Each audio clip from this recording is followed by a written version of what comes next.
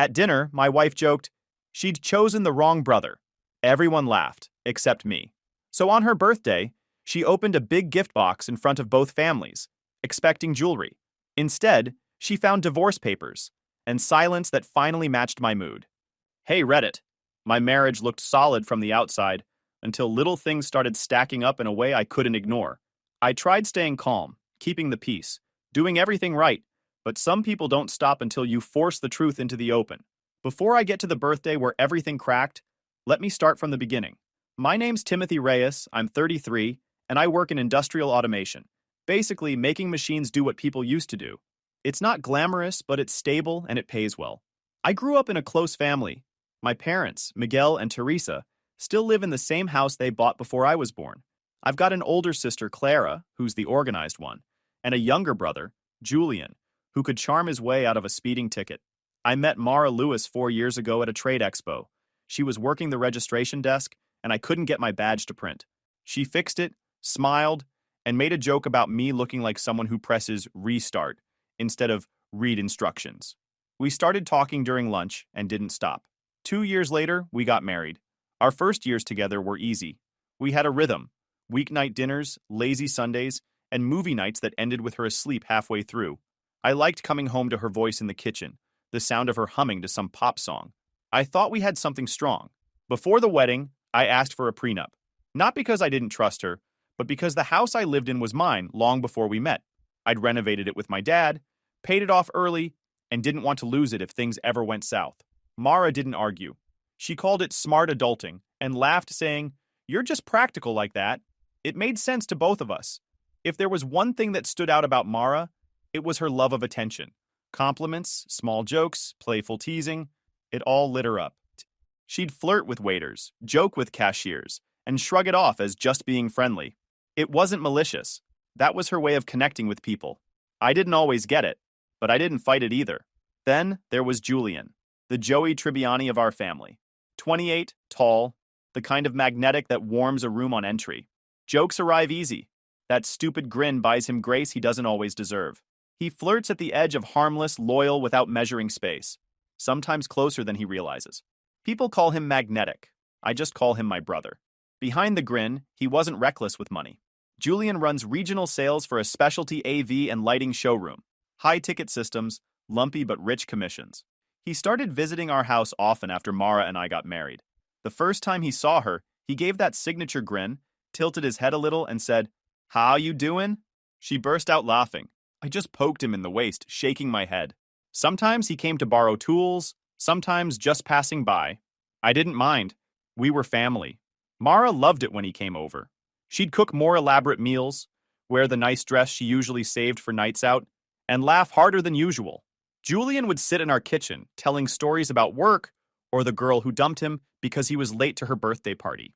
Mara always found him hilarious. I noticed little things: how she'd refill his glass before mine, or how she'd touch his arm when she laughed. It wasn't obvious, just subtle enough to make me question myself. Julian, being Julian, was completely oblivious. He joked with her the same way I did with everyone. Light teasing, playful remarks, harmless flirting. I kept reminding myself that's how he was with everyone. Sometimes, after he left, Mara would still be smiling. She'd replay one of his jokes and laugh to herself while cleaning up. Once I said, "He could read the phone book and you'd laugh." She grinned and said, "He's just funny, that's all. You're too serious." I told myself it didn't matter. They were family. She was my wife. There was no reason to read into it. But over time, something started to shift. When Julian came over, she'd practically glow. Her voice was brighter, her energy higher. When it was just us, she'd seem distracted, like part of her was still somewhere else. I'd talk about my day and she'd scroll through her phone, mumbling, "That's nice, babe," without looking up. I started noticing the contrast, the way she looked at Julian when he talked versus how she looked at me. With him, her eyes sparkled. With me, it was just normal. I don't think Julian meant anything by it. He was just being himself. And Mara probably thought she was just having fun. Still, something about it didn't sit right. My mom, Teresa, had been planning this dinner for weeks. She said it was just family, which usually meant a full house. My parents, Clara, Julian, me, Mara, and a few cousins who never turned down free food. The smell of roasted chicken and garlic rice hit as soon as we walked in. It was loud, warm, and familiar. Julian was already there when we arrived, leaning against the kitchen counter, telling Clara and one of our cousins about a customer at his job who brought a parrot into the showroom. He was halfway through doing the parrot's voice when Mara joined in laughing, even though she'd missed half the story. That was Julian's thing. People laughed just because he did. Dinner started out normal. My mom fussed over everyone's plates, my dad kept telling her to sit down, and the cousins tried to sneak extra potatoes before they made it to the table. Mara was in her element, laughing, talking, and keeping the conversation going. Julian sat across from her, still entertaining everyone, feeding off the attention. He started doing impressions of my dad's old co-worker, then of our high school teacher who used to mispronounce everyone's names. The table shook with laughter. I smiled a few times, mostly out of habit. Then Julian turned to me and said, "Timmy, remember how you used to sit in class like a statue? Man, you've always been the quiet one. Bet Mara goes crazy trying to get you to talk." Everyone chuckled, including my parents. Mara laughed the loudest. "Careful, Julian," Clara said. "You're gonna start something." Julian grinned. "I'm just saying. My brother's too serious sometimes." Mara leaned in, still smiling. "You're right, Julian. Maybe I'd be happier with you instead." The room went completely still. Forks stopped midair. The only sound was the clock ticking on the wall. Julian's smile dropped. He looked at her like he wasn't sure he heard right. My mom froze. My dad set his fork down. Clara stared at Mara, and one of my cousins whispered, "What?" under their breath. I set my fork down and tapped the rim of my glass once so everyone heard it.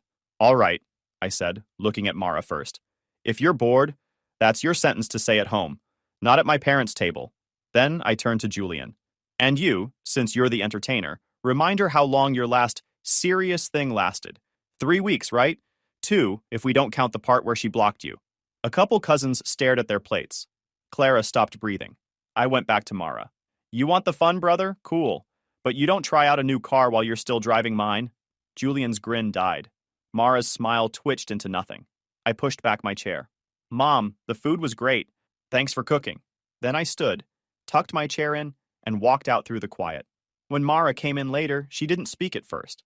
I was sitting on the couch watching the news, not really watching. She shut the door a little too hard. "You're really just walking out like that? It was a joke, Timothy." But I switched off the TV and faced her. "No, a joke has a punchline. That was a confession with an audience." She scoffed. "You know how Julian is. I was matching his energy. Then match it somewhere that isn't my parents' table." She folded her arms. "You're seriously making a big deal out of nothing. Everyone was laughing. They stopped when you told them what you actually want." She stared at me. "So that's it. That's me adjusting to reality. Message received. Now you get space." That shut her up for a second. Then she said, "You're being dramatic." I turned off the TV and stood up. "I'm not being anything. I just don't want to argue." After that, she went quiet. I slept in the guest room that night. She stayed in the main bedroom. Over the next few days, I stayed polite.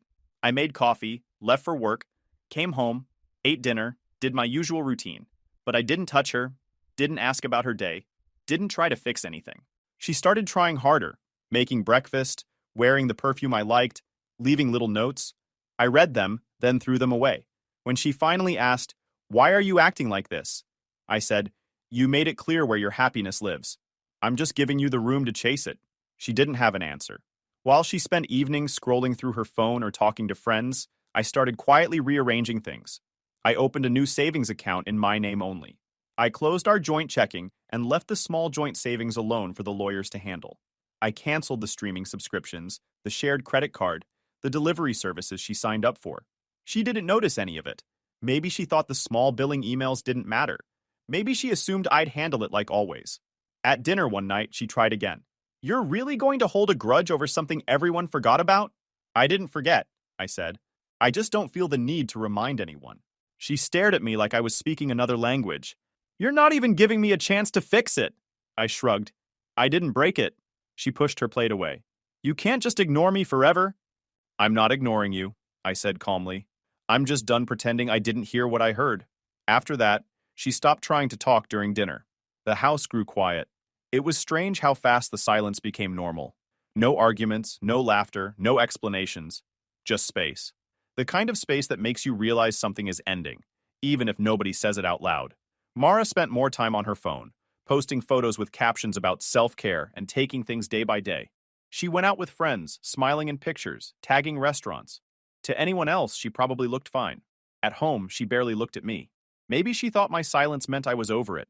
Maybe she believed things would just reset on their own. But I wasn't angry anymore. I was just watching.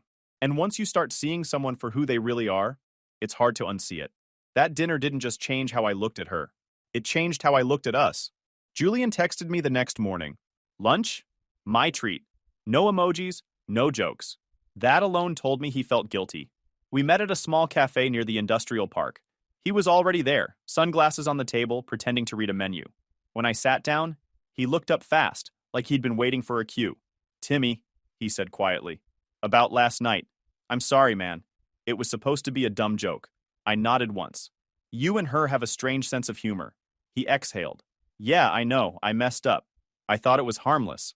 She always laughs at everything I say, and I figured that's just how she is. He paused, drumming his fingers on the table. But it's been weird for a while. I should have said something sooner. That got my attention.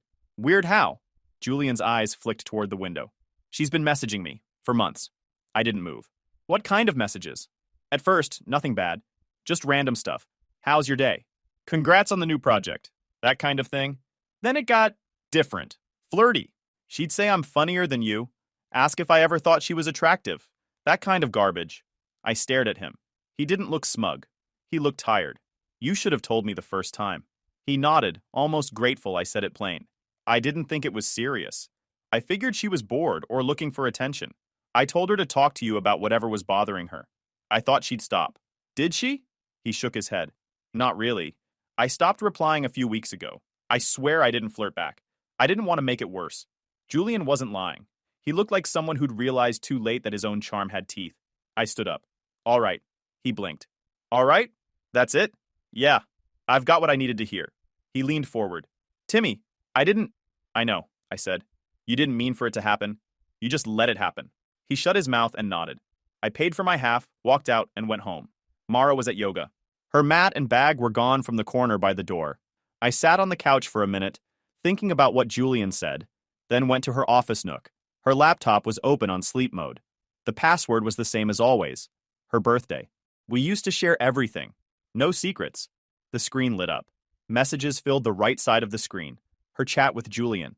I scrolled. Hundreds of them. At first it was harmless. Compliments, jokes, casual check-ins. Then the tone shifted. You always make me laugh. Timothy used to make me laugh like that. Sometimes I think I married too safe. Julian's replies were short. Mara, that's not cool. You should talk to him. Please stop saying stuff like that. She didn't stop.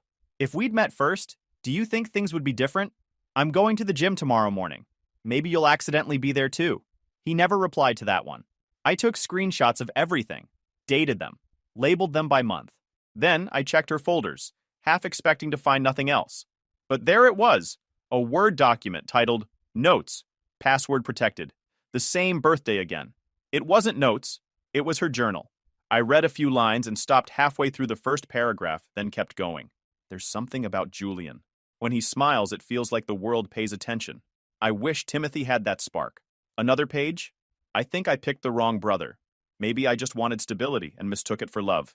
I scrolled. Dozens of entries, all circling the same theme. Julian's energy, my supposed dullness, her fantasies about what if. I didn't feel angry, just finished. I copied the files, the screenshots, and exported the entire chat log. Everything went into a folder on my desktop labeled Mara, Messages, and Journal. Then I backed it up to a drive and slid it into my jacket pocket. By the time she came home, I was at my desk, working like it was any other day. She said something about class running long. I said okay without looking up. That night, she scrolled through her phone in bed, while I lay awake, staring at the ceiling. Not because I was hurt, because I was planning. The next morning, I called Levine and Parker Family Law. I told the receptionist I needed to speak with an attorney about starting divorce proceedings. She asked if it was urgent. Yeah, I said. I'd like to get it over with. She booked me an appointment for the following morning. I closed my laptop, looked around the house, and realized something simple. This place had been quiet before Mara. I'd mistaken her noise for life. Now I had proof she wanted something else. And soon she could have it, without me in the way. At the meeting, Ms. Parker said she'd prepare a draft petition and propose settlement for me to review within the week. 2 weeks passed. Mara's birthday landed on a Saturday, and she made sure everyone knew it. Her parents, Alan and Denise, had offered to host, but she insisted we do it at our house so it feels more personal. She spent the entire morning decorating, humming along to music, calling it a reset for us. I let her. By 5 o'clock, the living room was full. Her family came first, all smiles and chatter. My parents followed, quieter but polite. Julian showed up with a wrapped box of chocolates and that familiar cautious grin. Clara arrived last, helping my mom set down the dishes. Mara greeted everyone like a perfect hostess, bouncing between guests, complimenting outfits, laughing too loud. I stayed calm, polite, collected.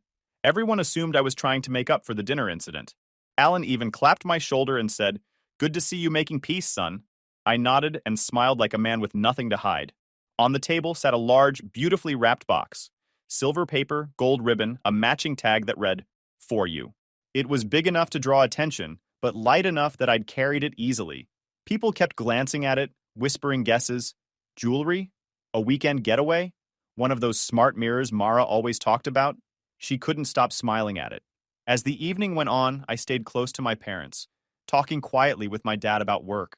Mara floated around, entertaining like a politician. Every now and then she'd pat my shoulder or tell someone, "Timothy always does something thoughtful for my birthday. He's full of surprises." I heard it more than once. Julian mostly avoided her. He helped my mom refill drinks, kept his distance, but Mara didn't notice. She was too busy being the star of her own party. When the cake came out, candles flickering, everyone sang. Mara closed her eyes, made her wish, and blew them out. People clapped, laughed, took photos. Then, as if she couldn't resist, she pointed her fork toward Julian and said, "You know, Julian's the fun brother. He probably planned half of this just to make me laugh." The room went still for a half second, enough for the tension to crawl back in. I stood up, straightened my shirt, and said, "Speaking of surprises," I gestured to the big box. "Go ahead. Open your gift." Her face lit up again. "You didn't have to, but I knew you would," she said, grinning at the crowd as she untied the ribbon. Everyone leaned forward, expecting something shiny. She lifted the lid. The smile fell. The room went dead silent. Inside the box was a simple folder with my lawyer's logo on the corner, a draft divorce petition and proposed settlement, and a note clipped to the front. "Review and sign. Formal filing would come later." Her hands froze on the edges of the box. For a second, I thought she might laugh it off. Instead, the color drained from her face. "Timothy, what is this?" she whispered. I kept my voice level. "It's exactly what it looks like. You've been saying you'd be happier elsewhere. I'm just agreeing with you." Her parents stood immediately. Alan's voice cut through the silence. "You can't do this to her today. Not here? Not in front of everyone?" I turned toward him. "You might want to read what's in there before defending her." I reached into my briefcase and pulled out another folder. Thicker, heavier. "This one's for clarity." I opened it and spread the pages on the table. Screenshots of her messages to Julian, timestamps, and printed journal entries. I'd even marked sections in yellow. Gasps moved around the room. Julian's face tightened. He stepped forward. "It's real," he said quietly. I told her to stop. I didn't encourage any of it. Alan's mouth opened, then closed. Denise sank into her chair. My mom stared at her hands. Mara's voice cracked. "This is insane. Those were private messages. You had no right to go through my stuff." I met her eyes. "You stopped being private when you brought my brother into it." She looked at Julian, desperate. "Tell them you didn't think I was serious." He looked down. "You were serious, Mara." Her face broke. "It was jokes. Just stupid flirting. You know I don't mean half the things I say." I didn't respond. I gathered the papers, slid them back into the folder, and looked at her one last time. "You have until the weekend to move your things out." She shook her head, tears falling now. "You're ending this? Over nothing?" I adjusted my jacket. "I'm ending it because there's nothing left to fix." No one spoke. I nodded once to my parents, then to Clara, and walked out. Behind me, I heard Mara start to sob, her mother whispering her name, Julian's voice low, saying something I couldn't make out. But I didn't stop. Outside, the air was cold. My car was parked at the end of the driveway. As I opened the door, I caught a glimpse through the window. Everyone standing around Mara, stunned, silent, confused. I started the engine and drove off, leaving the noise and the smell of cake behind. Inside, Clara and my mom quietly ushered everyone out and locked up behind them. Mara left with her parents. It was still her birthday. She'd wanted attention. She got it. The morning after her birthday, the phone started ringing before sunrise. I let it ring. By noon, there were 10 missed calls and a string of messages that started with, "We need to talk," and ended with, "You're overreacting." I didn't reply to any of them. By the second day, she switched from pleading to angry. "You embarrassed me in front of my parents. Do you feel proud?" I muted the notifications. Her parents called next, Alan with his deep voice trying to sound reasonable. "Timothy, she's emotional. You could have handled this privately." I said, "So could she," and hung up. On the third day, she sent one last message. "Fine, I'll come get my stuff." I didn't respond. I worked from home that afternoon, let her pack without seeing me. She was there for 2 hours. When I walked through the hallway later, her closet was empty, drawers half open, shelves missing their books and photos. The house looked wrong, like it had been wiped clean. She'd taken her clothes, laptop, makeup, some furniture, half the dishes, and the coffee maker. I stood in the doorway and looked at the empty spot where her things used to be. I called a locksmith that same night, per Ms. Parker's advice. Sole title under the prenup meant I was within my rights once she'd removed her belongings. By Monday, I was back at work. I didn't tell anyone what happened. I just buried myself in schedules and project diagrams. When people asked about Mara, I said she was staying with family. It wasn't a lie. 2 weeks later, Ms. Parker filed the petition and proposed settlement in court. She arranged formal service on Mara the following week. Because of the prenup, it was clean and fast. Property stayed with me. The only thing left to divide was that small joint savings account. We set a hearing date for early spring. When the day came, I put on a dark suit and drove downtown. The courtroom was half empty, quiet except for the shuffle of papers. Mara sat across the room between her parents. She looked smaller somehow. Hair tied back, no makeup, the edge gone from her voice when she said hello. I nodded but didn't speak. The judge glanced over the documents. "Mr. Reyes, the house is solely yours per the agreement." "Yes, Your Honor." He turned to Mara's side. "Ms. Lewis, you've reviewed and understand the terms?" She hesitated, then nodded. "Yes." He looked satisfied. "Then we'll proceed. The marriage of Timothy Reyes and Mara Lewis is hereby dissolved." It was over in 20 minutes. 4 months from start to finish. Not quick enough to forget, not long enough to heal, just done. Mara signed the final paperwork with shaking hands. She tried to meet my eyes, maybe looking for something. Anger, forgiveness, anything.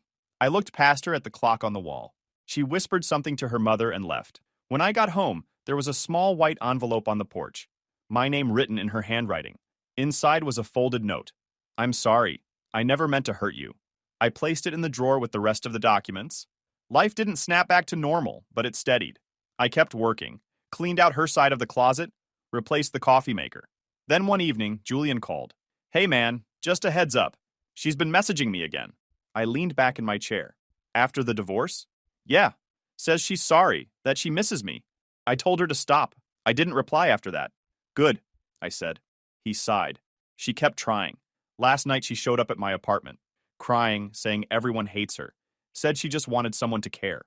"What did you do?" "I didn't open the door. I told her through the intercom to go home. Then I blocked her number. I didn't say anything for a few seconds. Then, that's probably the best thing you've done in this whole mess." He didn't argue. Over the next few weeks, I started hearing things. Small talk at family dinners. Whispers from mutual friends. Mara's name came up less and less. But when it did, it was never kind. People said she'd been telling different versions of the story. First that I'd overreacted, then that Julian had led her on. Nobody bought it. Eventually, her own friends stopped defending her. Someone told Clara that Mara's boss had overheard co-workers gossiping about the brother story. She transferred to a different office soon after. By the end of summer, she wasn't getting invited anywhere. The woman who once couldn't live without attention had lost all of it. I didn't take pleasure in that. I didn't feel sorry either. It was just the natural result of what she built. Sometimes I'd pass a restaurant we used to go to, see couples laughing inside, and realize I felt nothing. No bitterness, no nostalgia, just distance. One night, my mom called and asked if I'd heard that Mara moved back in with her parents. I said no, and she said softly, "It's probably for the best." After we hung up, I walked through the house, my house, and noticed how clean it felt. The walls, the quiet, the order. Nothing missing, nothing extra. Mara had spent years chasing attention like it was air. Now she had silence, and I had peace. It had been a few months since the divorce finalized. Life had evened out. Work was steady, the house was quiet, and my weekends finally belonged to me. I didn't see Julian much, but that wasn't an accident. We kept things polite, Holiday texts, short replies, nothing more. Then, one afternoon, he showed up at my job unannounced. I was coming out of the workshop when I saw him leaning against my truck, hands in his jacket pockets, looking like a kid waiting for detention to start. "Hey," he said. "Hey." He looked around, then gestured toward the curb. "Can we talk for a minute?" We walked over and stood there beside the parking lot, the noise of compressors humming behind us. Julian took a deep breath. "I've been meaning to say this for a while. I messed up. I should have told you everything the moment she started messaging me. I didn't say anything." So he kept going. "You're my brother. I was supposed to have your back, not joke about your marriage in front of everyone like an idiot. I didn't think it'd go that far. I thought she was just being her usual self. Flirty, loud, whatever. I was stupid." He rubbed the back of his neck, eyes low. "I made it worse. I made you look bad. You didn't deserve that." I watched him for a moment, arms crossed. "You weren't malicious, Julian. You were naive. That's different. But yeah, you should have known better." He nodded like he'd been expecting that. "Yeah, I know." There was a pause. He looked older somehow, less polished, tired in a way I hadn't seen before. He kicked at a piece of gravel. "I still hate thinking about it. About her showing up at my place crying, begging to come in. I didn't open the door, but it stuck in my head. I don't know what she wanted from me." "Validation," I said. "Same thing she always wanted." He sighed. "Guess so." We stood there for another minute, then I said, "You don't owe me anything, Julian. Just don't make the same mistake twice." He gave a small, guilty smile. "Working on that." Then he left. A week later, I came home from work to find a car parked in my driveway. Not just any car, a black Mustang GT Fastback 2022, the kind I'd always talked about owning, but never bought because it wasn't practical. There was a bow on the hood like it came straight from a commercial. Julian stepped out from the side of the house, keys in hand. "Surprise." I just stared at it. "What is this?" He grinned nervously. "It's yours. Don't freak out, it's used. And I bought it at auction through a dealer friend. My quarterly commission check covered most of it, and I negotiated the rest down. Title's clean. First year of insurance is on me." "You bought me a car," he shrugged. "Yeah, you've wanted one since college. You always said when things settled down, you'd get one." "Well, things are settled now." I ran a hand along the hood. The paint gleamed. "Julian, this is too much." "It's not enough," he said quietly. "I can't undo everything, but I can do something. Let me." I studied him. He wasn't joking, wasn't trying to charm his way out. He meant it. So I took the keys. "All right," I said. "Thanks." He smiled, relieved. "You should have seen your face, man. You looked like someone handed you a winning lottery ticket." "I've had worse surprises lately," I said, and that actually made him laugh. We sat on the porch steps after that, drinking sodas and talking like people who used to be close, but forgot how. The conversation stayed easy. Work, mom's cooking, Clara's latest home project. No mention of Mara, no need. When he left, he slapped the roof of the Mustang and said, "Take it for a drive, see if it feels right." It did. The engine rumbled like it had been waiting for me. I took it down the highway, windows open, the city lights sliding by. For the first time in a long time, my head was clear. We started talking again after that. Not every day, but enough. Lunches turned back into phone calls into visits. We didn't talk about what happened, but the silence between us wasn't heavy anymore. Julian was still Julian. Goofy, flirty, always chasing the next big idea. But he carried himself differently now. Quieter in a good way. One night, after dropping him off, I watched him walk back to his place and realized something simple. He wasn't cruel. He never had been. Just careless. And sometimes, carelessness is all it takes to break everything. By the time spring turned into summer, life had gone still in the best way possible. The house felt different, cleaner, calmer. I repainted the living room, fixed the squeaky door by the laundry room, and turned the spare bedroom into a small office. The kind of things I'd put off for years. Work was good too. My supervisor had started giving me more independence on projects. I spent most evenings in the garage, working on the Mustang Julian bought me. Sometimes I'd take it out after dinner and drive past the old places Mara and I used to go. The memories were there, but they didn't sting anymore. 4 months after the divorce finalized, I got a knock at the door. Saturday morning, no call ahead. When I opened it, Mara was standing there. She looked nothing like she used to. Hair pulled back, dark circles under her eyes, clothes too big. She tried to smile, but it came out thin. "Can we talk?" she said. I didn't invite her in, but I didn't close the door either. "About what?" She looked past me into the hallway, like she expected to see something familiar. I've been thinking a lot. I made mistakes, I know that. But I was confused, Timothy. I didn't know what I wanted. Seems like you figured it out, I said. You just picked the wrong place to find it. She winced but didn't leave. I wasn't trying to hurt you. I thought it was harmless. You and Julian were always close, and I wanted to feel close too. I thought maybe... I cut her off. You thought maybe it would make you feel special.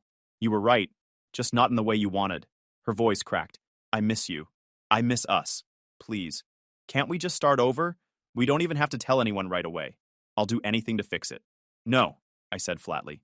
She blinked like she hadn't heard me right. No? Not a chance. Her eyes filled with tears. You can't just throw away everything we had. You loved me once. I did, I said. And I loved the version of you that didn't measure me against everyone else. That version's gone. She stepped closer, desperate now. I've changed. I'm in therapy. I'm not talking to Julian. I held up a hand. Stop. This isn't a speech that gets you your old life back. You made your choice, and I made mine. I'm not angry anymore, but I'm done. She stared at me for a long second, then looked down at her shoes. You really mean that? Completely. Mara nodded slowly, then turned and walked to her car. She sat there for a minute before driving off. I closed the door, locked it, and didn't look out the window. That was the last time I saw her. A week later, Clara dropped by for dinner. She sat on the counter eating takeout while I cleaned tools off the table. By the way, she said casually, Mara's seeing someone new. Some guy she met at work. Good for her, Clara smirked. Apparently, she's already comparing him to you. Told her coworker he's not as stable, but more exciting. I shrugged. Sounds familiar. You don't care? Nope. She nodded, satisfied. Then I'd say you're officially over it. Guess I am. We finished eating, then she left. I sat for a while after she was gone, thinking how strange it was to feel nothing where a storm used to be. Julian started coming around again after that. Not often, but enough. He'd bring lunch on weekends or call when he was passing through town. It wasn't like before, but it was good. Steady, uncomplicated. One Sunday, my parents hosted dinner for the first time since everything happened. Same table, same dishes, same laughter, but no tension. Julian cracked a few jokes, kept them safe. My dad told him he was finally learning restraint, and everyone laughed. When we finished eating, my mom brought out coffee and said, "Feels nice to have everyone back together." She looked at me when she said it, and I nodded. It did feel nice. Julian and I ended up sitting on the porch after everyone left. He looked over at me and said, "You're really okay, huh?" "Yeah," I said. "For the first time, I think I actually am." He smiled. "Told you peace suits you better than drama." "Peace doesn't ask for attention," I said. "That's why it lasts." He laughed quietly and stood up. "You're starting to sound like Dad. Then maybe I'm finally learning something." That night, I sat in the living room with the windows open. The air smelled like rain. The clock ticked softly against the wall. I thought about everything that had happened. How Mara had mistaken attention for love. How I traded noise for silence and found peace. Mine held. Hers turned into noise again. The phone buzzed on the table. Julian sending a photo of the Mustang after he borrowed it for the weekend. "Runs like a dream," the message said. I smiled and set the phone down. The house was mine. The quiet was mine. And for once, that was enough. I leaned back, listening to the rain start to fall, and thought, she mistook attention for love. I chose silence, and it became peace. Turns out, I was right about mine. And I wasn't lonely. Not anymore. Guys, we are so close to hit 100,000 subscribers on this channel. If you are not subscribed to the channel, please consider subscribing. It really helps hit that 100,000 mark. Thanks for making this dream come true.